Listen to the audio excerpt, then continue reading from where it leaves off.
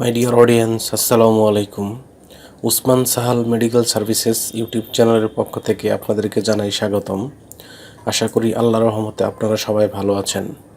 বন্ধুগণ, আজকের ভিডিওতে আমি আপনাদের সাথে ছোট বাচ্চাদের বা বাবুদের ঠান্ডা বা সর্দি, কাশি, অ্যালার্জি ইত্যাদি সমস্যার সমাধানে অত্যন্ত কার্যকর একটি সিরাপের নাম এবং এর দাম, গ্রুপ বা জেনেরিক নাম, প্রস্তুতকারক কোম্পানির নাম, খাওয়ার নিয়ম এবং এর সাইড এফেক্টস বা পার্শ্ব প্রতিক্রিয়া সম্পর্কে আলোচনা করব।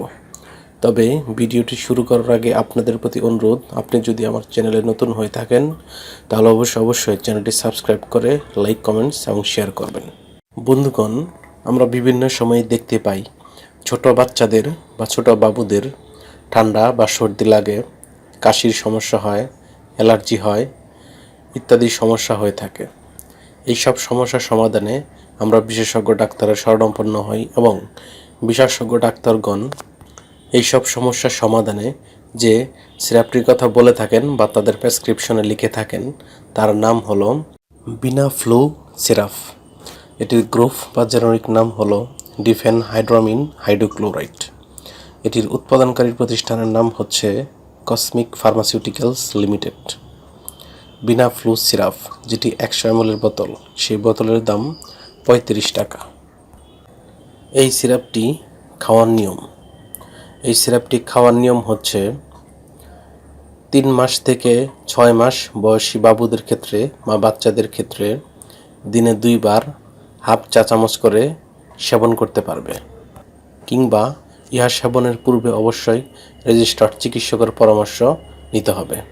অন্যদিকে প্রাপ্তবয়স্করা যদি এটি খেতে চান তাহলে 2 চামচ করে দিনে 3 বার সেবন করতে হবে এবং তারপরেও সেবনের পূর্বে অবশ্যই রেজিস্টার্ড চিকিৎসকের পরামর্শ নেবেন।